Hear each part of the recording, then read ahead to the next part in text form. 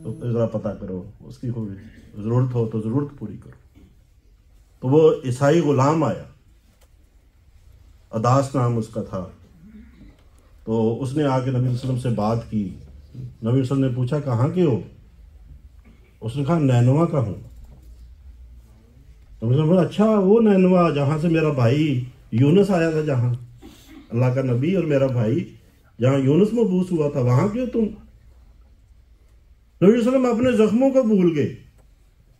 शदीद दिन, जिंदगी का शदीद तरीन दिन, खुदा का फरिश्ता आसमानों से नाज़िल हो जाता है, इतनी तकलीफ में है, लेकिन एक बंदा, खुदा का बंदा आपको मिलता है जिसको आप तबलीग कर सकते हैं, तो उसको तबलीग शुरू कर देते हैं। अदास को तबलीग की और अदास ने नबी करीम सल्लल्लाहु अलैहि वसल्लम के हाथ पे बैत की और आपका कलमा पढ़ा और वो मुसलमान हो गया। उस हालत में नबी करीम सल्लल्लाहु अलैहि वसल्लम ने तबलीग की उसको। और आज देखें वहां अदास के नाम की मस्जिद भी बनी हुई है। तो नबी करीम सल्लल्लाहु अलैहि वसल्लम तो इस तरह तबलीग फरमाया करते थे कि इंतहाई तकलीफ की हालत में भी आपको कोई परवाह नहीं थी। फिर मैंने जो बताया है कि हिकमत से तबलीग किया करते थे, हकीमाना आपका अंदाज था। तो जो इब्तदाई दौर था नबी वसल्लम का, उनका एक घर था जो सफ़ा की पहाड़ी के ऊपर था। उस घर को आपने तबलीग का मरकज बनाया हुआ था, वहां लोग आ जाते थे, कुछ उनको आप तबलीग कर देते थे। तो ये हिकमत थी, इस हिकमत को आपने अपनाया। और शुरू में फिर नबी करीम सल्लल्लाहु अलैहि वसल्लम ने बुतों के खिलाफ भी नहीं बात की, ये भी हिकमत थी। अल्लाह ताला ने भी शुरू में जो कुरान करीम की आयात नाज़िल किया उसमें अहकाम नहीं थे, उसमें मनाही नहीं थी, ये भी खुदा ताला की तरफ से हिकमत है। देखो ना, कमाल की बात है कि इनफरादी तबलीग है, मख्फी तबलीग है, और शुरू में बुतों की बुराई नहीं है, बुतों के अयूब और नकाइस बयान नहीं किए, खुदा ताला की तौहीद की तरफ बुलाया है, खुदा ताला की सिफात बयान की है कि वो कौन सी ज़ात है जिसकी तरफ मैं तुम्हें बुलाता हूँ। तो इस्लाम की और खुदा की खूबसूरती बयान फरमाई है, हुस्न बयान फरमाया है, बुतों के अयूब और नकाइस नहीं बयान किए। और फिर हज़रत आयशा रज़ी अल्लाह तआला अन्हा फरमाती है कि पहली सूरतें लंबी लंबी थी और उसमें अहकाम नहीं थे, उसमें ये नहीं था ज़ना नहीं करना, शराब नहीं पीनी और चोरी नहीं करनी, फलां नहीं करना, ये चीज़ें नहीं थी। क्योंकि अगर शुरू में ये कह दिया जाता अरबों को कि शराब नहीं पीना, तो फिर किसने मुसलमान होना था? तो ये भी एक हिकमत थी कि पहले खुदा के साथ उनको मिलाया, खुदा की मोहब्बत उनके दिलों में पैदा कर दी। जब खुदा की मोहब्बत के नशे में वो मखमूर हुए हैं तो फिर उन्होंने हर चीज छोड़ दी है, शराब भी छोड़ दी, ज़ना भी छोड़ दिया, चोरी भी छोड़ दी, हर चीज जिसकी तरफ फिर नबी करीम सल्लल्लाहु अलैहि वसल्लम ने बुलाया है उसकी तरफ वो आ गई, और जिस चीज से आपने मना किया उससे वो मना हो गई। अब जब फिर अल्लाह ताला ने 3 साल जब गुजर गए तो अल्लाह ताला ने फरमाया कि अब अपने खानदान को भी तबलीग करो। वान से रशीरा तक अक़रबीन, जो करीबी रिश्तेदार हैं उनको भी आप तबलीग करो, इनफरादी तबलीग से बाहर निकलो। तो इनफरादी तबलीग से बाहर निकल आए। हज़रत अली रज़ी अल्लाह तआला अन्हो से फरमाया कि सारे खानदान को बुलाओ, दावत करो, इनकी इंतजाम करो। उनकी दावत की गई।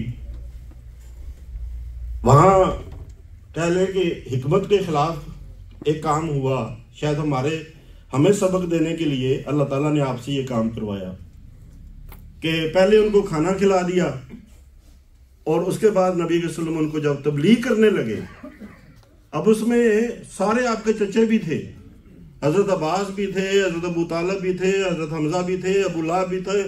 अबू लहब था, उसको था ही कहने को दिल करता है, उसको थे नहीं कहा जा सकता, तो अबू लहब भी था। तो वो सारे थे, और जब खाना खिलाया और उसके बाद तबलीग करना शुरू हुई तो सारे उठ के चले गए। लोग परेशान हुए, बुलाया तो तबलीग करने के लिए, ये बात सुनने के लिए तैयार नहीं। तो फिर दोबारा दावत का इंतजाम किया और पहले तबलीग की है।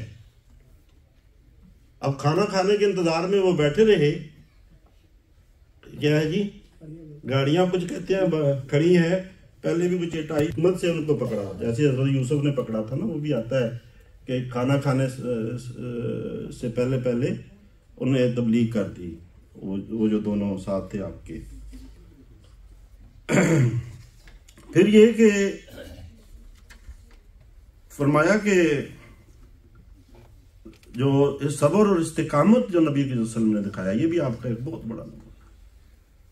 देखें आपके जो मक्की दौर था, तकालीफ से भरा हुआ दौर, शेब अबी तालिब में मासूर कर दी गया 2.5-3 साल तक आपके सहाबा को कितना तंग किया गया।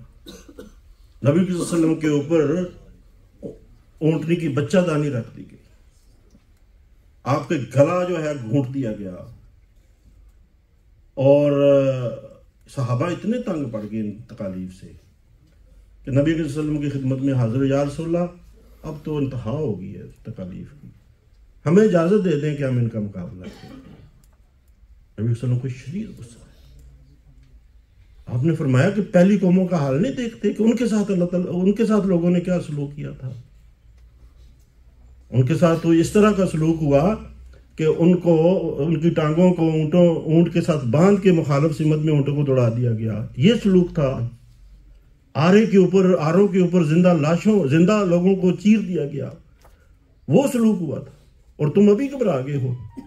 मुझे अफ़व का हुक्म दिया गया है, अफ़व दरगुजर का हुक्म दिया गया, इसलिए हमने सब्र और इस्तिकामत के साथ, अफ़व दरगुजर के साथ हमने इन सारी तकलीफ का मुकाबला करना है। और ये जो आपका खुल्क था, अफ़व दरगुजर का खुल्क, इसने फिर लोगों के दिल जीते। अब देखें कि वो बंदा जो हजूर सल्लल्लाहु अलैहि वसल्लम एक जंग के मौके पे एक दरख्त के नीचे लेटे हुए हैं, और तलवार जो है वो दरख्त के साथ लटकाई हुई है। एक काफिर आ गया, बद्दू आ गया, उसने तलवार ली और कहा कि मोहम्मद सल्लल्लाहु अलैहि वसल्लम, तुम्हें कौन मुझसे बचा सकता है। नबी वसल्लम ने फरमाया कि मेरा अल्लाह। तो उसके ऊपर रोब तारी हो गया, उसके हाथ कांप गए, तलवार उसके हाथ से गिर गई। वही तलवार नबी वसल्लम ने पकड़ ली। मैं अब तुम बताओ कि तुम्हें मेरे हाथ से कौन बचा सकता। कहता है तुम आप भी मेरे ऊपर रहम करें तो करें, और कोई नहीं बचा सकता। फरमाया जाओ मैं तुम्हें छोड़ता हूँ। उसने नबी वसल्लम का कलमा पढ़ लिया। ये अफ़व था जिसकी वजह से वो कलमा पढ़ा। एक शख्स नबी वसल्लम के पास आया, आपने उसको खाना खिलाया, आपने उसको सोने के लिए जगह दी। वो बदनीयत था, वो रात को बिस्तर गंदा करके सुबह सवेरे भाग गया और तलवार अपनी भूल गया। जब उसे याद आया कि मैं तो तलवार भूल आया हूँ, उधर ही छोड़ आया हूँ, वापस तलवार लेने के लिए आया, तो नबी करीम सल्लल्लाहु अलैहि वसल्लम जो बिस्तर वो अपनी गलाजत से भर गया था, नबी वसल्लम उस बिस्तर को साफ कर देते। वो देख के हैरान हो गया कि नबी वसल्लम इस बिस्तर की सफाई कर रहे हैं। वो आया, आंसू, हाँ ये तुम्हारी तलवार थी, ये ले लो, तुम भूल गए थे। वो हैरान परेशान के मेरी गलाजत का तो जिक्र तक नहीं किया नबी वसल्लम ने। इस कदर आपका अफ़व था, दरगुजर था कि वो उससे मुतासर हुआ। वो बुढ़िया जो कूड़ा फेंका करती थी, वो बुढ़िया जिसका वजन, जिसके साथ जो गठड़ी थी, जो नबी करीम सल्लल्लाहु अलैहि वसल्लम ने उठा ली उसकी मदद करने की, उसने कहा, वो आपको नसीहत कर रही है, अल्लाह इधर कहा है बेटे, यहाँ एक जादूगर है शहर में, उससे बच के रह, मुझे उससे डराया गया। तो फरमाया वो तो जादूगर मैं ही हूँ, मेरे बारे में लोगों ने मशहूर किया। अच्छा अगर तू जादूगर है तो जादू मेरे ऊपर चल गया है।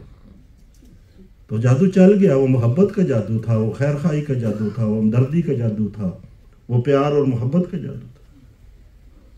और ये वो नमूना है जो नबी करीम सल्लल्लाहु अलैहि वसल्लम का। पता मक्का जब हुई है तो क्या था, ला तसरीबा अलैकुम यौम का जब आपने ऐलान किया है, अफ़व दरगुज़र तक की अजीम मिसाल। तो जो मक्के वाले हैं वो कलमा पढ़े बगैर नहीं रह सकते। जाके ठीक है आपने हमें माफ कर दिया, हमारे जुर्मों को आपने माफ कर दिया। इतने बड़े बड़े जुर्म है हमारे, 13 साल तक हमने आपका जीना हराम किया रखा। इधर आपको मक्का छोड़ना पड़ा, आप मदीना चले गए, वहां भी हमने आपका पीछा नहीं छोड़ा। और आज जब हमारे सर झुके हुए हैं आपके सामने और आप हमें सजा दे सकते हैं हमारे जुर्मों की, लेकिन आप ये ऐलान फरमा रहे हैं कि जाओ तुम आजाद और तुमसे कोई बदला नहीं लिया। इसलिए हम आपका कलमा पढ़ते हैं। तो नबी करीम सल्लल्लाहु अलैहि वसल्लम के ये जो खुल्क हैं, यही वो खुल्क हैं जिन्होंने फिर उन लोगों के दिल जीते।